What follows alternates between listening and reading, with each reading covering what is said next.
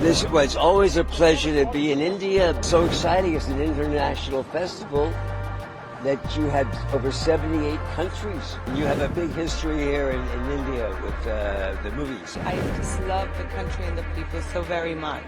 My children were brought up watching Om Shanti Om on a loop. People are getting to see more of the greatness of Indian movies. The Lunchbox. It was one of my favorite movies forever, and it's still one of my favorite movies of all time. I asked my agent to see if there was any possibility I could meet the director in person, and I did. And that was really special.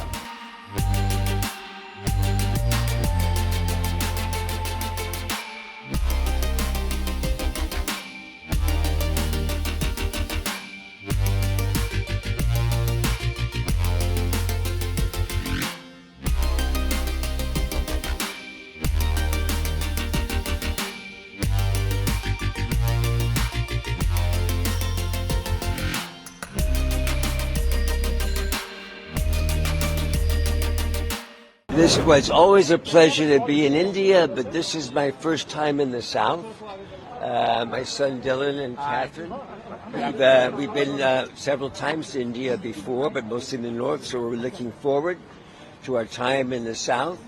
And not only am I enjoying this great honor, but I get to celebrate my friend Shailendra's 25th anniversary in the business, and he gave me this beautiful jacket, I think from Rajasthan. Am I? Yes. From Rajasthan.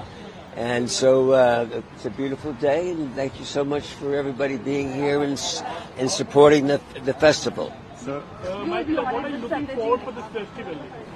Well, the festival's ending tomorrow, so we're here at the end of the festival.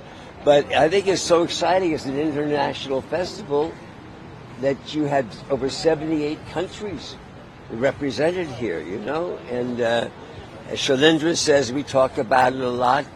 Movies, film, cinema brings our worlds together very closely. And you have a big history here in India with the movies. I just love the country and the people so very much. What about cinema? Are you a fan of Indian cinema? I am. Well, I brought up, I've said it before, but my children were brought up watching Om Shanti Om on a loop. Not just once, and then they bring all their school friends over and say, "Do you want to watch an Indian movie? My mom loves this movie, and we love it too." And then, of course, I mean, there's so many great movies that I've been able to watch.